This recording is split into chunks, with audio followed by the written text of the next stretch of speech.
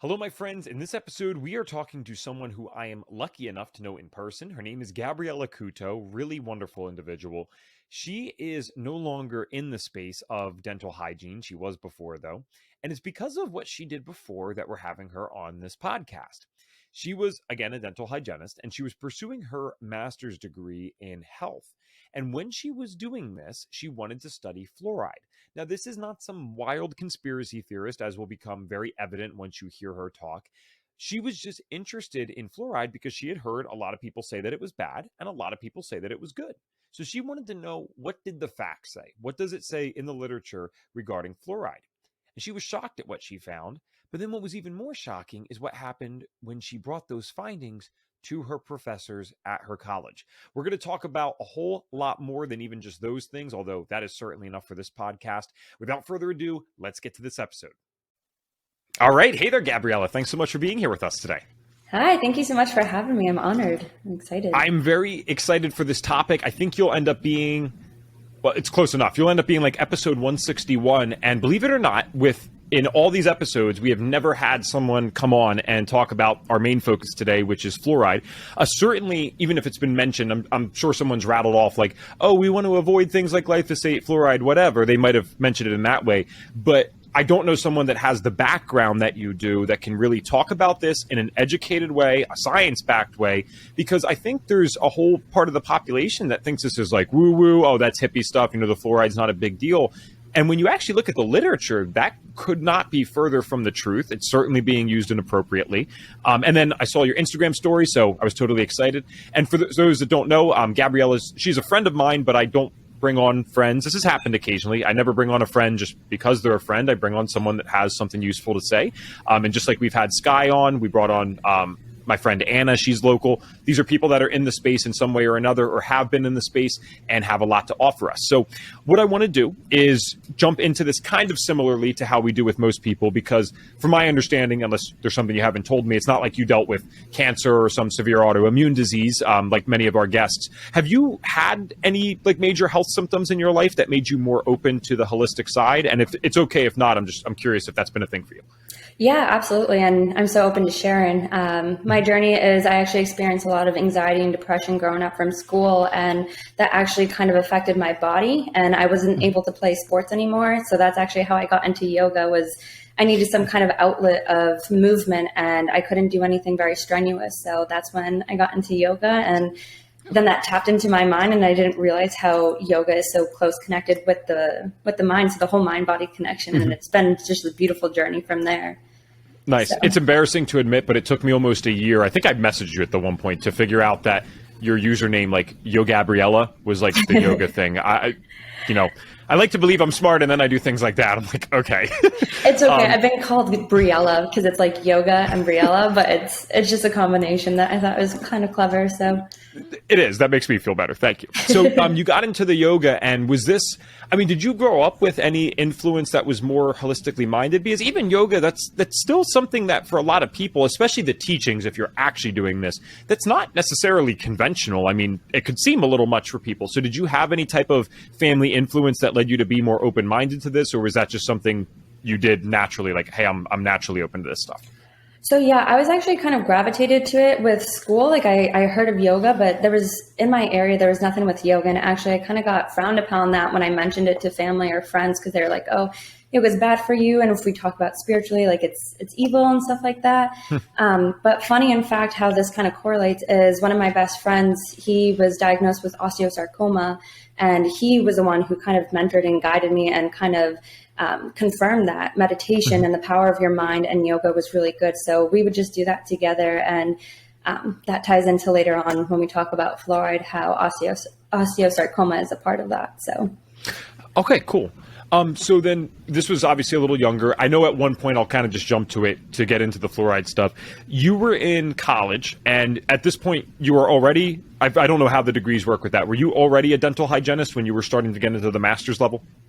Yes. So They actually had a program where it's like, if you apply for your master's degree within a year of graduation, then you'll get it for free. So I kind of wanted to take advantage of that because it's MCPHS, that was the school I was going to, is in kind of like an Ivy League school, and it's very well known. So I was like, oh, great degree. And if I could get it for free, why not? So yeah, I actually wanted to get into research, but then I was research and it just didn't really call for me. So, and was the dental hygiene thing, was that a passion, or was that just something that, hey, I think this is going to pay the bills well? And I only ask because I've met someone that had it as a passion. She was in my Toastmasters club, but I haven't heard a lot of people say that. So I'm curious. Yeah, so it's actually kind of funny because I've always wanted to be a hygienist since I was a little girl. I've always wanted to help people, but going back with I'm an INFJ, so the introvert aspect, I just wanted to be left alone and help people in some kind of medical field. And growing up where I grew up, and I was just very limited with my options, and I didn't have an open mind or perspectives or other people to mentor and say like, oh, you could be a business or get into yoga or any of these other options. It was just very medical, lawyer, stuff like that. So I was like, okay, sure, this is a good way. And I've always loved teeth. So it's all coming together in some form or some way. Sure. Well, if it wasn't obvious to the audience that we were friends before, it is now, because you brought up Myers-Briggs unprovoked. So as anyone knows, I'm a total personality. Love that stuff. We had a whole episode where we actually have a FDN who has training in the Enneagram as well. And so she ended up, we're talking about health, and then we do like a 30-minute typology lesson. So that was cool, but separate conversation. So you're getting into the research and you're studying fluoride. And then what started happening? Did you even, I guess a better way to preface this would be, and just to be clear, because the research is research, so you can go in with a bias and that's fine. But when you chose fluoride, did you go in with the idea that fluoride is already bad? And again, if that's the case, that's fine. Or were you trying to decipher, hey, I hear this is good, I hear it's bad, I just want to know for myself? Yeah, that's very much what it was. Is I'm a very open-minded person where I like to see all different types of perspectives and then decide for myself. And in school, our teachers were like, when you get out to the real world, you're going to hear controversial things about fluoride, whatever you do. Like, this is proof. We know the research and they're wrong. And I actually had one girl in the class and she's like questioning it. And I was like, maybe.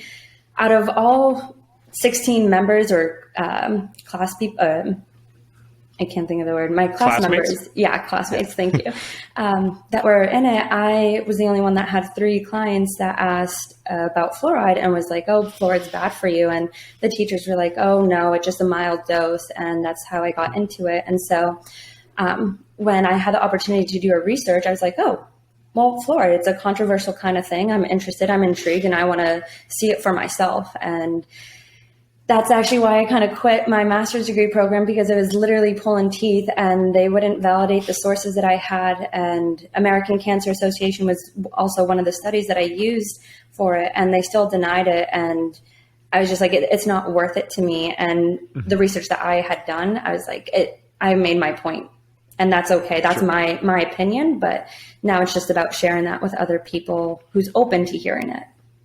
I don't know if you realize that you used pulling teeth, because even if that wasn't a pun, that was pretty funny. All right. So, good joke.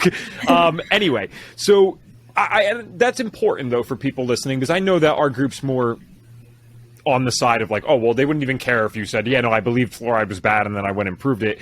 They would still probably support that. But I do think it's notable to say, okay, because I believe you're going in with an objective mindset. Like, hey, I just hear controversy about this. I want to decide. It's not that you knew one way or the other. You just want to get some answers, and that's fair. And so what was the first piece of evidence, if you remember, maybe like the first notable thing in your head that came across your laptop or whatever it might have been, where you were like, wait a second, this is not looking so good? I can't really remember too much of like the first study. I think the biggest thing was all of the studies that showed fluoride was bad was more so countries outside of the U.S. And so I was questioning, why was it just outside of the U.S. that was providing that information, and realizing that Europe actually has banned fluoride. So there's actually only 30 countries that allow fluoridated water. And so it just kind of had me questioning as to why. And again, for me is you can't really control the dose when you're drinking fluoridated water. And knowing what I know with like local anesthesia, our sublingual glands are one of the fastest absorption rate versus an IV. So it's second to that. So to get into the bloodstream underneath your tongue is one of the fastest absorption rate. And so if we're brushing our teeth with fluoride, which now they also have a higher prescription fluoride for people who have extreme carries risk. So if they have a high risk for cavities, they'll prescribe that. And that's sitting in your tongue, your sublingual glands, and that's entering your bloodstream very quickly. And if you're doing that 2 times a day, and then on top of that, the drinking water, and you cook with that water, to me, I'm just like, well, how do you control the dose for that? And you can't. And everybody's body is different as well. So that's where I just kind of drew the line, is like, if we're talking about health and we want people to be better, then we have to think of everybody as a whole. And if somebody needs more fluoride, then let's give them that more fluoride versus making everybody drink the fluoride water. Okay. Yes. Yeah. And it's just like what you said. I mean, you don't even know that this is in your water. Most people, it's kind of funny when I bring it up to individuals, they'll say, well, I don't drink fluoridated water. And I'm like, well, no, it's in there. They're like, oh, it doesn't say it on the bottle. And it's like, guys, this is one of many things, just like GMOs, where many countries around the world, I mean, we're talking outright bans of fluoridated water in the majority of countries. I did not know that. It's interesting. And GMOs are banned too, or at the very least labeled a lot of places. And then the USA, we don't require any of this stuff. We just do whatever we want and we'll throw it in for you because, the government always knows best. So we'll take care of that for you. And you're too stupid to know to put your fluoride in your water anyway. Oh, yep. No, and I definitely agree with that. And the FDA, I mean, they don't even have regulation on some supplements. And so, well, when I was actually studying some of the fluoride, as well as, it was actually, they didn't approve fluoride for the first 3 times. And it wasn't after a while that they actually approved it. And I was looking up at a study, and what they didn't include with that is that they actually incorporated aluminum salts, and how does that interfere with the fluoride? And they just promoted that, oh, fluoride was good, but they didn't associate that the aluminum salt part. Sorry. Okay. So, and just rewinding for a second, I guess I should have started here, but you know what? I'm thinking to myself, and if this is true for me, I'm sure it's true for a lot of practitioners. I can hate on fluoride all day. I showed Gabrielle in the beginning, I have the special water that I get from a spring. It has the testing and stuff, so that's great and all. But you know what? Admittedly, if someone asked me what is fluoride and what does it do, I don't think I could give a good definition. So is this something, because I think you're acknowledging, and correct me if I'm wrong, at some dose, whether we should be using it or not, it's a different story, but at some dose, this does have a benefit for oral health. So yeah, absolutely. And it's actually, there's natural recurrent fluoride that's in the water, but it's a very, very small dose, and it depends what area. And also it depends the type of fluoride. There's so many different types. There's stannous fluoride, calcium fluoride, sodium fluoride. So it all depends. And it does strengthen our teeth. But at the same time, how long is it actually sitting in our teeth for? And to me, is if there's other modalities that you can support preventing cavities, then why not work towards that? That's actually healthier and scientifically proven than incorporating fluoride. And I mean, maybe they didn't have these studies at the time, but now newer research has proven that hydroxyapatite or xylitol, these are other modalities that you can support the structure and the strength of your teeth. So let's start leaning more towards that. And it's not even just fluoride in the water. There's other chemicals in it that we don't even know about. And I think it's chloride to counterbalance the acidity of it. They put chloride in it, and to some extent. So, yeah. So with that said, it leads me to my next question, because again, I'm not advocating for it, but at least we're acknowledging it's not total quack science. There is some benefit here. But then, my question becomes, because you even said strengthening teeth, so I guess that kind of already alludes to the answer. But I don't think most people know. I mean, at least for myself, I don't know, is this supposed to be an antibacterial? Is it supposed to be doing something with the minerals? What does fluoride actually do that leads to strengthened teeth? How does this help the teeth? Yeah, so it kind of just blocks the pores. It just kind of, if we think of an interwoven thing, it just makes it a little bit tighter and fill in those nooks and crannies. And that's basically kind of what it does, is it attaches to the tooth structure and supports it that way. Okay, so this has no antibacterial cleaning properties. It is strengthening the tooth. Yeah, it does reduce the acidity a little bit of the mouth, but I don't think it's too much. And I think that's really the big thing with people is how cavities are formed is because of a high acidity in your teeth, and that kind of starts to rot your teeth and the structure of your bone. So if you have a neutral balance, so that's why you want to brush your teeth 30 minutes after you eat, because your mouth, the environment of your saliva is very acidic, and that will kind of erode the enamel a little bit if you brush right after. So a lot of it has to do with your saliva composition, as well as is there calcium, phosphorus in it? And yeah. Okay. And that's what's, it's a little scary then, and that we're like putting this into the teeth and just hoping kind of for the best, and we're mega dosing it, because I remember as a kid when I went to a quote unquote normal dentist, they give you those little things, they ask you to bite down, and it's like a fluoride treatment, and they tell you this. Do you think, knowing what you know now, is that dose that they're dishing out in those things, is it too much? Or is it just like too much over time? Like maybe one time would be fine, but not all the times? Yeah, I would say one time is fine. Again, so it's kind of like x-rays, where it chronically builds up in you. And if it goes, so fluoride, what I was studying was it goes to high areas of calcium, and it also goes to your pineal gland. And so if that's blocking your pineal gland, or it's going to high areas of calcium, it's going to your bone versus your teeth, because it's internally. So where else does it go? So you're not really releasing it, and it's probably blocking you in other ways, in other forms. And going back to the osteosarcoma, that's where it just kind of hits home to me, is like, it just makes me question a little bit, is the fluoride contributing to that? And if we look at when fluoride was introduced in the water and cancer rates going up, I mean, I obviously know that it's not just fluoride. There's all these other toxins being involved with it as well. But it just has me questioning. And again, if there's other alternatives and other modalities to prevent cavities and not using that, then let's go for that instead.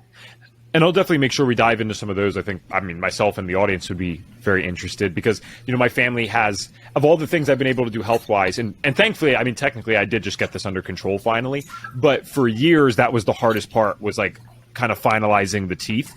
For me, that was like the last part to truly get better. And I needed one root canal. It was kind of a terrible situation, because when I got into holistic health stuff, I already had these cavities. And so they told me, she actually only expected the filling to last a year. And she said, listen, it's so close, it's going to need a root canal.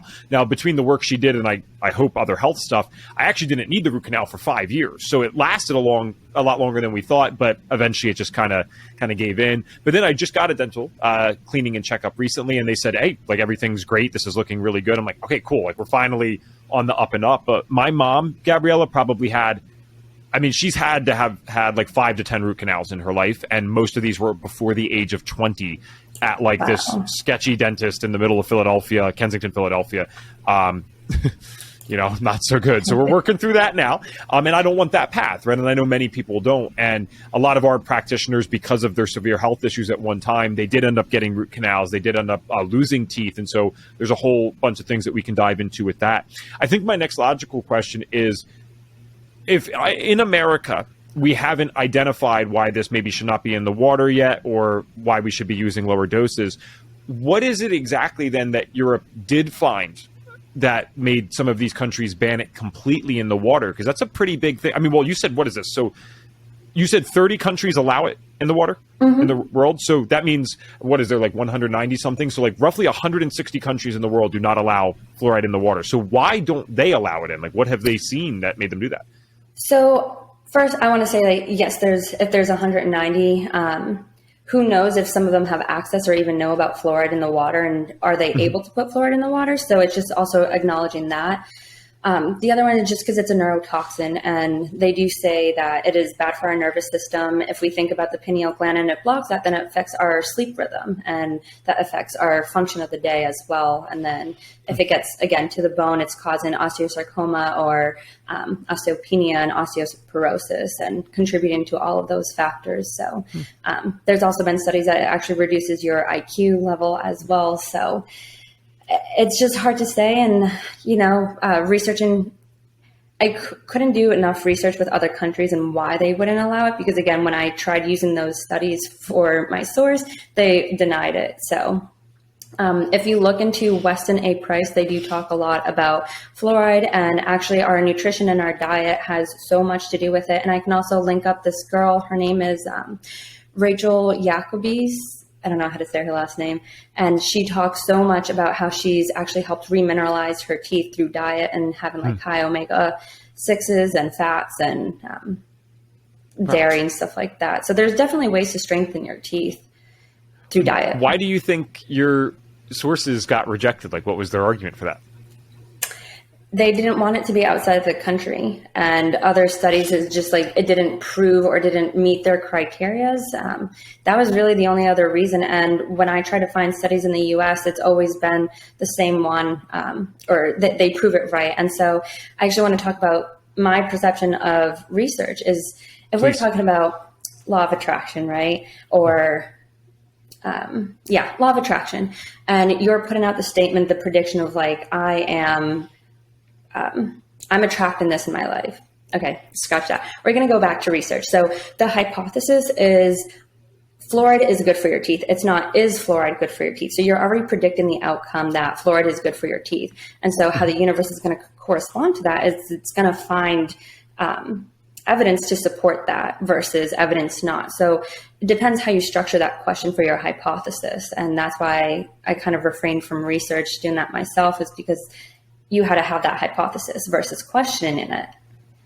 Okay. Well, and not to challenge you, I mean, I guess that same mindset or the same philosophy, though, could be applied to someone who's looking for the negatives, right? I'm sure absolutely. I have been biased in that way with the things I'm into, because that's what's really tough is you can find studies showing this diet's great, this diet's terrible, this diet is awesome, that diet's terrible. It's like you really can kind of find what you want. I think common sense would tell us that our ancestors, because it seems like before 10,000 years ago, there wasn't really these dental problems. It actually started in this agricultural age from what I've researched. And so I just don't understand why we would need anything to really have proper oral health. I don't believe for a second that 5 and 6 year olds were running around with terrible toothaches and eventually having their teeth fall out and risking oral infection, which can be quite serious and lead to cardiovascular problems. Like, I don't buy into the idea that human beings were designed in such a way that 8-year-olds were dying of severe infections from oral problems. That just doesn't, that seems like a terrible flaw in our design, whether you're taking a God perspective, evolutionary perspective, or both. It just seems like a really big flaw. Yeah, absolutely. And I do agree with you. Like, you can look, it's a double-edged sword. You can look at it for the good and you can look at it for the bad. Again, it goes to the hypothesis is how you reframe that question. Is it good for you versus predicting that it is good for you? And when we talk about like processed food, how that was just recently introduced, and that's why we're having high cavities and neglect from parents because they're not able to support that. But I do want to talk about fluorosis a little bit, because that is something that we also learned in school, is that there is such a thing where if you have a high doses of fluorosis, it actually causes stain of your teeth, which is white or brown stain. So you'll see like little white patches. And if you have too much of that, you can start to develop mottled teeth, especially at a young age. So one is we're not supposed to give fluoride to kids above or under the age between 3 to 6. Around then is like when you can slowly introduce it. But mottled teeth is actually very weak teeth, and it creates an area for cavities. You're more prone to cavities with mottled teeth because it's weaker and it's softer. So if you have too much fluoride, that's what happens to you. So you have to have the right dose. And again, you can't control that dose anymore. Wow. That's kind of scary, because I only got my teeth like professionally whitened one time. It was actually when I was about to meet Maddie. You want to look good, right? Yeah. And so I do this and it worked really well. But the girl that did it explained to me, she's like, oh, just so you know, there's some like spots right there. And I'm like, okay, like, why did this happen? This is expensive treatment, right? I'm trying to look good. And she's like, well, that's a fluoride problem. Like, if you had too much fluoride as a kid, you get these types of white things. And I'm like, oh, okay. Like, I didn't think about that really twice when I was there. But Gabriela, this was like within the last 2 years that someone said that to me, and I'm not even I'm not drinking water with fluoride in it. 95% of the time, if I travel, sometimes you can't avoid certain things, or if I'm in a school, fair enough. But most of the time I'm not. And I don't use it in my toothpaste either. So because you said it can kind of build up over time. I mean, is this just stuck there once it's there? Yeah, and typically fluorosis is more for the development stages of your teeth. So when it's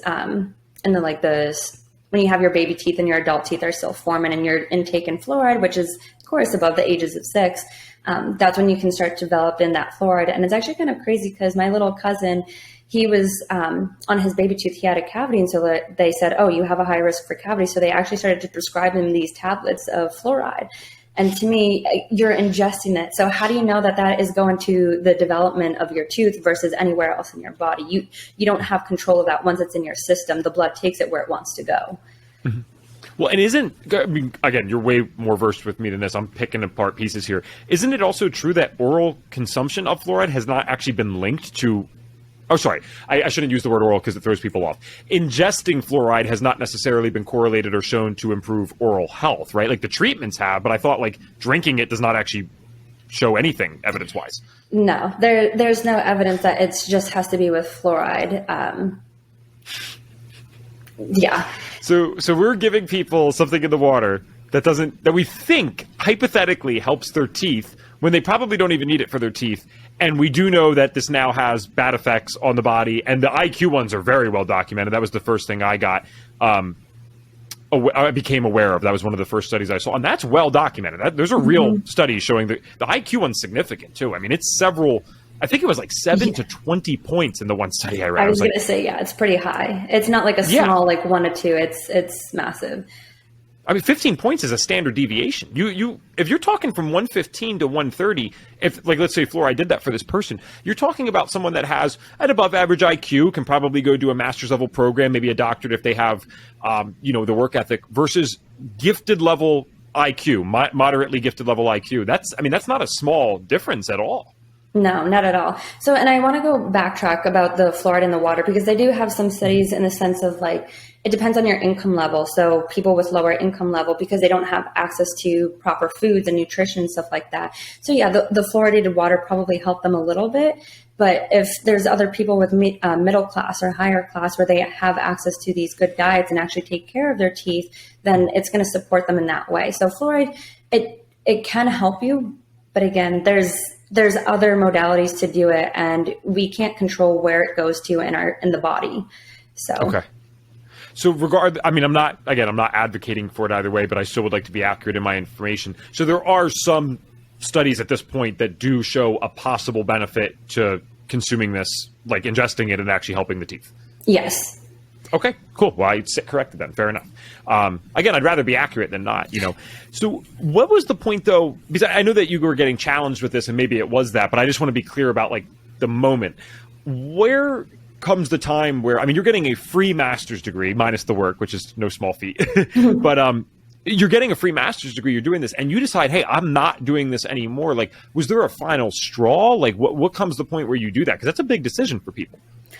Yeah, I think it was more so, part of it was like, I didn't really know where I was going with wanting to get my, it was a master's in public health, but at the same time, just them really declining every single study that I had. And when it came to the American Cancer Association, I just questioned, because we donate millions of funds every single year to support this American Cancer Society and to do research and all this stuff. And now you're denying it. So how can we support this fund with millions and billions of dollars, and yet we can't use their research for support? So that's when I just was sketched out about it, and I've heard more so controversial things versus good things.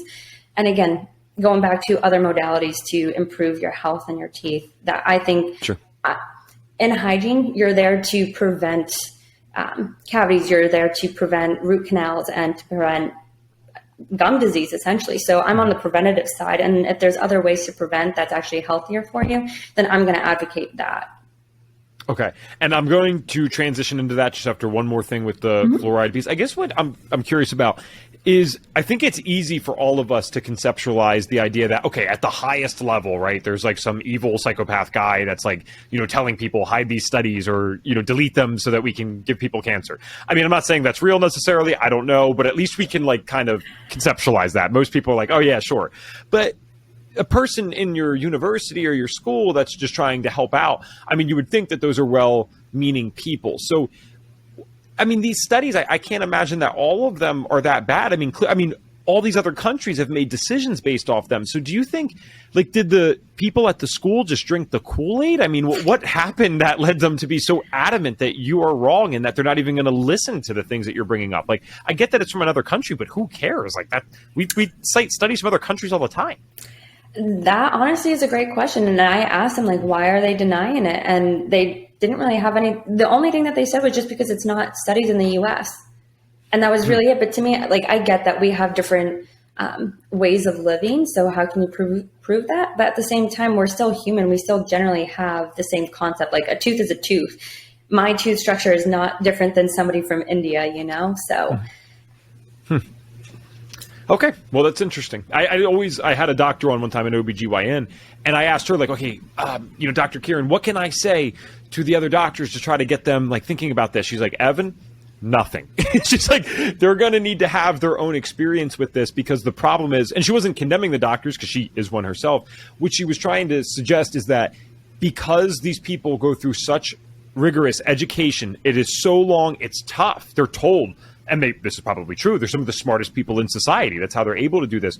So when you're this well-read, you are this intelligent, and you've worked this hard, maybe it is tough for someone to have, a probably 20-something-year-old person come in at the time and say, oh, well, look at this, like fluoride's bad. They're like, yeah, no, shut up and tell us why it's good, right? Yeah. It's not right. It's unfortunate, but at least we can understand why it's happening. That counts for something. But let's switch to the positive. I mean, you have great teeth. I feel like you know what you're doing. So what did you learn that can actually help people with this and like keep their oral health in shape without fluoride? Yeah, absolutely. Well, it's actually kind of cool because as I was doing my continuing ed courses, I did start to find some holistic sides to it. And there is holistic dentists as well. So you just have to find that dentist that kind of relates to you. But so examples, xylitol. Xylitol is an artificial or a natural sweetener. And it has a 5 carbon, so it actually inhibits the production of plaque, and it also helps support the teeth strength. So it's very similar to fluoride in that aspect. The only thing to worry about, or side effect to worry about, is just that it can cause some like problems with the intestines, like gas and stuff like that. So you just have to be easy with it.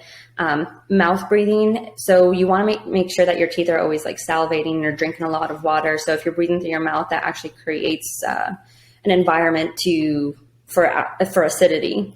And then the other option is also hydroxyapatite. So hydroxyapatite is actually the chemical structure of your teeth as well. So that is going to support your teeth structure a lot better, and it's probably better for your bones as well. I have never heard that hydroxyapatite term until I'm sorry for my ignorance. Is like that a natural thing? Do I take this or what do I do with that? Yep. So there's certain toothpaste that has it. I can send you some. One of them is called Boca. However, I've learned if we're trying to get really, really holistic is the vegetable glycerin in it. It kind of creates like a film layer over your tooth, and it actually so our teeth has pores to it. So essentially it needs to breathe. And if we're creating that coated layer on it, then we're not allowing it to breathe. So there's this other toothpaste, Wellness A. I can also send you the link for that. And that doesn't have any vegetable glycerin in it, but it does have hydroxyapatite, which is great for your teeth. Cool. Thank you. Yeah, and definitely send them our way because I'll put it all in the show notes for people that are interested in kind of getting some of these products. I think that's cool. I've been going to a holistic dentist for 6 years, but I went to a biological dentist recently, like a true one, and it was a cool experience.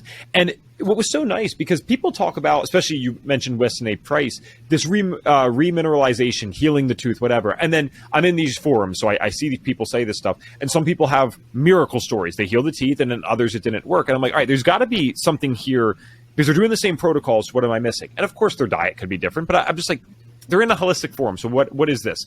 And this guy explained this so well for me. He actually did this before I even said anything. This is just part of their practice and how they work. You would have loved working there. This place it's great. But basically what he said is that if the cavity is only like a little bit into the enamel, more or less, and forgive me if I'm messing something up here, please correct me afterwards. But he said if it's only into the enamel, that is when you have the opportunity, because contrary to popular belief, you actually can kind of heal and seal that enamel. He's like, when it goes deeper, he said that's when even we hear like we're going to do the minimal that we have to do, but we're going to have to drill because we can't fix it at that point. So I just wish they explained it like that. Like, wow, okay, if it's not a deep cavity, you have an opportunity. And if it's deep enough because of your actions and lifestyle choices, then we got to do something. But he said we will never drill those enamel cavities here. And he said the difference between us and a lot of these other practices is the minute that they see that, there's only one of two things. At worst, they're going to start drilling right then. Or number two, they'll say, oh, well, it might get worse. And they'll just wait until it actually gets worse and then progresses into the deeper part of the tooth, as opposed to actually taking that opportunity to heal it with remineralization and these special toothpastes and dietary changes.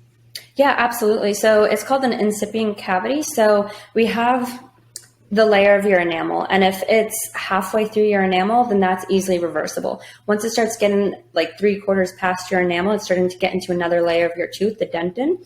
And that is a lot softer. And so the cavity it forms quicker. And so that's why they say to prevent it. Because once it gets to the dentin, halfway through the dentin, that is super close to the pulp, which is also your nerve and where it gets the blood flow. Then that's when you would need the root canal. And so that's why we try to prevent that. So cavities are definitely reversible. And I would like to share this on this because everybody, Please. I want them to be aware of dentists, because I had many cavities in my teeth growing up, and I come down to Florida, and my dentist who takes x-rays, he wasn't holistic or anything like that, but he's like, your cavities are so shallow, or your fillings are so shallow, you didn't even need half of them, that these are cavities that were easily reversible. And so now, because I have that outer layer, there's seepage that can happen with the saliva getting into the tooth, and that can cause me more problems in the future. So I do need to be aware about that, but just making sure that you trust your dentist and really question yourself and have them show you those x-rays to see, like, where is this cavity located? Yeah. Is it, correct me if I'm wrong, but I felt like I heard my whole life that, like, once the enamel's gone, it can't regrow. And it seems like that's not scientifically backed at all. So I haven't done too much research into that aspect itself. In school, they say, like, once it's gone, it's gone. And I believe to an extent you can, but it's kind of like a cut, right? If you scar yourself, there's tertiary, I forget the name of it, like a healing process where it's not the perfect form of your skin, but it's close enough that it heals itself quickly. So I think you could easily do that with your teeth. And I remember vaguely watching a video of this holistic dentist basically saying, so our teeth have pores and we have the pulp. So it's kind of like our bodies. If we can release toxins from our skin and sweat it out, then what makes we think that we can't sweat from our teeth? So it's kind of questioning, does it come from the pulp, or does it come from eating and having food sit on our teeth and not brushing it? Because if you think about it, the digestion system, like we're eating it. So you do need to floss to get that out in between your teeth, but how much is that correlating? So I think if our teeth can absorb it, we can also excrete toxins from our pulp and the blood system. Okay. Very cool. There was another thing too, because I was just thinking about, like, eating and stuff. I started to do this it was almost like intuitively. I knew this had to be a wise thing to do. I didn't understand why per se, but the dentist recently just explained it, where every time, like, I eat anything with carbohydrates, so not just like sugars, right? But like actual, it could be, well, I don't, I guess, eat that many carbs, like even like a sweet potato. If I'm eating this, I make sure that I brush my teeth as soon as possible afterwards to try to, like, not let that sit. And then it's funny that you bring up the xylitol thing, because I chew gum, and people are like, well, why do you, like, I feel like you're so holistic. Why do you chew gum? I'm like, well, it's not aspartame ridden gum or sucralose ridden gum. Like, I'm specifically chewing this right after I eat. If I don't, because you know me, I travel a lot. Like, I can't always just be like whipping out a toothbrush and start brushing, But what I can do is start chewing on that gum and with the xylitol in it. And first of all, if I'm going to continue to chew, it's actually going to help my digestive processes, but that's a separate conversation. But number two is that I read some of that stuff, and I'm like, wow, this is really promising for it helping the tooth, especially when it's used right after eating. So there's a lot of little things that people can do. They can do stuff like that. You mentioned a special toothpaste. Is there anything that, people don't necessarily normally talk about that you think is cool? Like, I know oil pulling's a hot thing. Like, I'm curious if you have any cool tips and tricks. Yeah, definitely. Oil pulling is a cool modality that you can use. It's just switching like a tablespoon of coconut oil in your mouth for like 2 to 3 minutes. And people say 5 to 15 minutes. It depends how long you can hold that in your mouth for, but it actually takes out all of those bacteria. People tend to use hydrogen peroxide as well, which you can, however, you really have to dilute that, and you have to be very careful with it, because that also strips out the good bacteria as well. I usually I would say to rinse your mouth with water right after you eat, before you brush right away, because again, going back to the acidic environment, you're actually causing more erosion of your enamel because it's stripping that out. Other than that, a little fun fact actually is, I remember learning in school, is that you're actually not born with the bacteria that gives you cavities. It's transferable. So somebody who, like if you share a water bottle with somebody, or you share a drink or a straw or the same fork, or you kiss somebody, that's typically how it is, especially if it's activated. So if you have an active cavity in your mouth right now and you're going to kiss somebody or you share something, then you're transferring that bacteria to them. So got to be careful with that. Think twice before you start kissing a bunch of people in high school and college, kids, right? Like, watch out. You might end up with some bad bacteria in your mouth. Yeah. So that's cool. I know that you ended up taking like a different career path, and I'd love to talk about some of that stuff today, because I think it's relevant to our audience overall. But just to make sure we cover everything with this, I think this is a great overview. I think there was a lot of science back to this, and like actual it's an actual person that's researched this, not just someone that went on YouTube and heard fluoride was bad and then shares it with other people.